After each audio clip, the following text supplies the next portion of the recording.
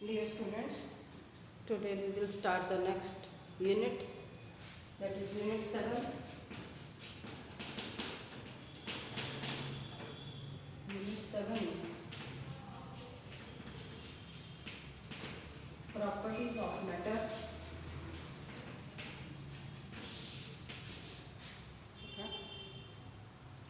Matter के बारे में आप सबने पढ़ा ही है। केमिस्ट्री में मैटर क्या चीज़ है? एनीथिंग, कोई भी चीज़ जो ऑक्यूपाई करती है स्पेस और जिसका वॉल्यूम होता है उसको हम क्या बोलते हैं? मैटर। इसकी 4 स्टेट्स हैं, सॉलिड, लिक्विड, गैस, प्लाज्मा। ठीक है, उसमें सबसे पहले हम जो चैप्टर 1 है प्रॉपर्टीज ऑफ मैटर का, दैट इज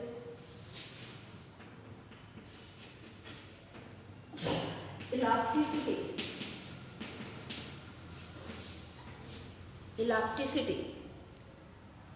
ठीक है, this is the first chapter of 7th unit.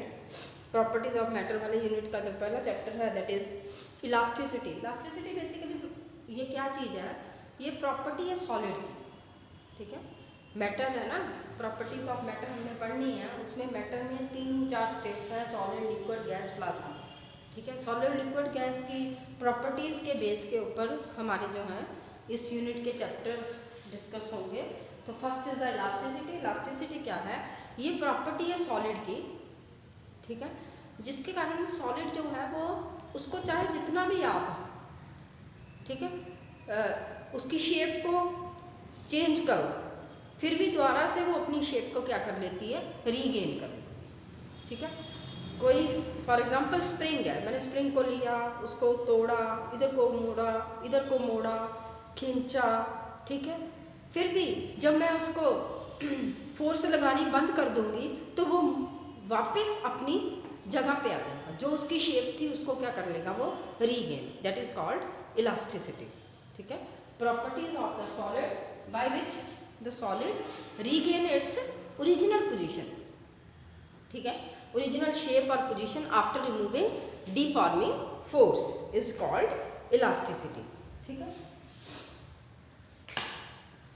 दो फोर्सेस एक्ट करती हैं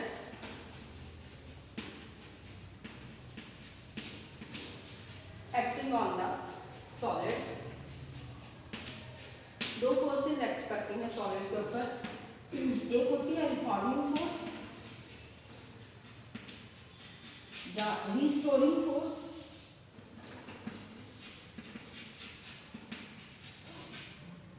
रिस्टोरिंग फोर्स एक होती है आपकी डिफॉर्मिंग। ठीक है, एक रिस्टोरिंग फोर्स है, एक क्या है? डिफॉर्मिंग फोर्स है। रिस्टोरिंग फोर्स क्या होती है? ठीक है, बॉडी के ऊपर फोर्स अपने आप ही लगाई जाती है। बॉडी अपने ऊपर अपने आप ही फोर्स लगाती है, उसको क्या बोलते हैं हम? Restoring force. ठीक है, restoring force, it is the force acting on a body by itself. Body अपने ऊपर अपने आप ही फोर्स लगाती है, उसको हम क्या बोलते हैं? Restoring force. और डिफॉर्मिंग फोर्स क्या होती है? जो बॉडी के ऊपर लगाई जाती है टू चेंज इट्स शेप, ठीक है, और पोजीशन और कॉन्फ़िगरेशन। ठीक है, force acting on a body, applied on a body to change its position और शेप। ठीक है, और रिस्टोरिंग फोर्स क्या है? It is the force acting on a body by itself. Body के उत्ते बॉडी अपने ऊपर अपने आप ही फोर्स लगा रही है, उसको हम क्या बोलेंगे? Restoring force. डिफॉर्मिंग फोर्स क्या होती है?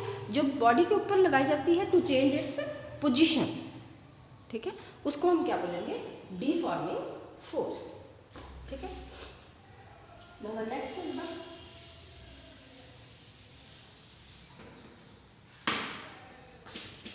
प्लास्टिसिटी।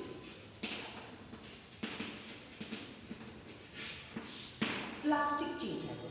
प्लास्टिसिटी मीन्स प्लास्टिक की कोई चीज है। बच्चे, प्लास्टिक ये वो सॉलिड की प्रॉपर्टी है जिसके द्वारा सॉलिड जो है वो अपनी पोजीशन को दोबारा से रीगेन नहीं करेगा। प्लास्टिक की चीज को आप फोर्स लगाओगे, तोड़ोगे, मरोड़ोगे, वो क्या है? अगर प्लास्टिक की चीज मेल्ट हो जाए तो वो रीगेन नहीं करती अपनी पोजीशन को। अगर वो टूट जाए तब भी वो अपनी पोजीशन को रीगेन नहीं करेगी, जो उसकी शेप होगी उसको रीगेन नहीं करेगी। That is the plasticity. Plasticity क्या है? प्रॉपर्टीज ऑफ द सॉलिड, ठीक है, by which the body does not regain its original position after removing deforming force, ठीक है। स्प्रिंग है, स्प्रिंग को जितना मर्जी तोड़ मरोड़ लो, that is the elastic property.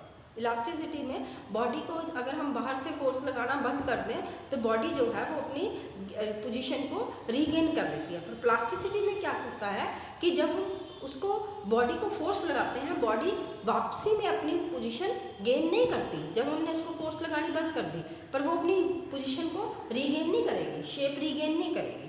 That is called plasticity, ठीक है। Now the next is the Hooke's law.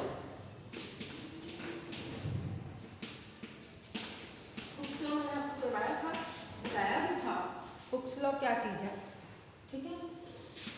ये कोई सपोर्ट है, उसके साथ मैंने स्प्रिंग को बांध दिया है, यहाँ पे मैंने लोड लगा दिया, कोई भाग लटका दिया। तो मैं मैंने भाग लटकाया तो ये क्या है, थोड़ा सा अपनी इसने स्प्रिंग जो है वो बढ़ा हुआ, डिस्प्लेस हुआ, कुछ डिस्टेंस इसने तय किया इसके बाद लोड लगाने के बाद, ठीक है। तो what is this? This is the force is directly proportional to extension with in the elastic limit, ठीक है, ठीक है। और stress is directly proportional to strain. Stress is directly proportional to strain. F is proportional to X. F proportionality का sign हमने खत्म करना है, इक्वल का साइन आएगा from constant, that constant is K, that K is called spring constant, ठीक है, spring का कांस्टेंट। तो हुक्स लॉ क्या है कि एक्सटेंशन जो है is directly proportional to load with in the elastic limit, कि जब हमने स्प्रिंग के साथ लोड लटकाया तो वो कितनी एक्सटेंड हुआ स्प्रिंग, उसने कितना डिस्प्लेस हुआ अपनी जगह से, कितना डिस्टेंस तय किया। That is extension is directly proportional to load with in the elastic limit. Elastic limit के विद इन, इलास्टिक लिमिट के बाद नहीं हुक्स लॉ अप्लाई होगा, ठीक है। With in the elastic limit extension is directly proportional to load, that is F is equal to kx where K is called spring constant और stress is directly proportional to strain, ठीक है। Stress is directly proportional to strain. This is the Hooke's law. Hooke's law की ये भी definition है, stress is directly proportional to strain, ठीक है। और stress upon strain is equal to constant. Stress upon strain is equal to constant. It is all about Hooke's law, ठीक है। Stress और स्ट्रेन के बारे में पढ़ेंगे। स्ट्रेस क्या है? Force acting per unit, restoring force acting per unit area is called stress, ठीक है। रीस्टोरिंग फोर्स जो है वो एक्ट कर रही है पर यूनिट एरिया, उसको हम क्या बोलेंगे? स्ट्रेस, ठीक है। एक नॉर्मल स्ट्रेस होती है, टेंसाइल होती है। नॉर्मल स्ट्रेस जो परपेंडिकुलरली लगेगी, ठीक है। टेंसाइल जो अलोंग द लेंथ लगेगी, दैट इज द, ठीक है, टेंसाइल, जिससे बॉडी जो है elongated होगी। It is the force, it is the stress by which the body is elongated।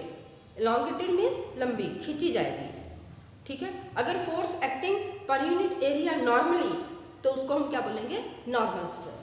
Stress क्या है basically?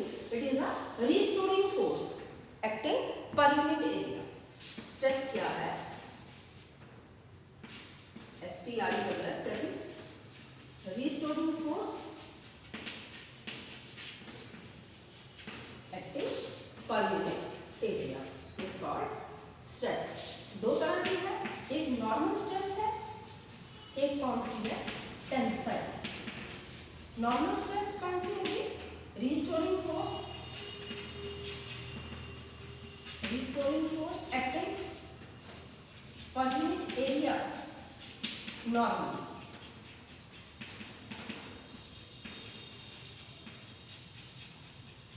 is called normal stress। tensile stress, stress by which body is elongated, elongate मतलब body खींची गई, लंबी, कितनी लंबी, that is called normal tensile stress. ये है नॉर्मल स्ट्रेस।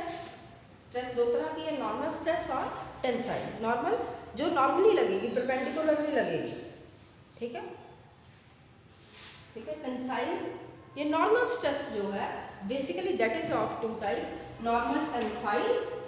नॉर्मल स्ट्रेस जो है वो दो तरह की होगी, नॉर्मल टेंसाइल स्ट्रेस और एक होती है नॉर्मल कंप्रेसिव।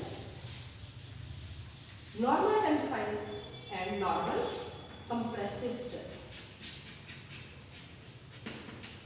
नॉर्मल स्ट्रेस दो तरह की है बच्चे, सॉरी, नॉर्मल स्ट्रेस क्या है, restoring force acting per unit area normally और परपेंडिकुलर, ये दो तरह की होगी। Number one normal tensile stress, second normal compressive stress. Compressive stress को कौन सी होगी, स्ट्रेस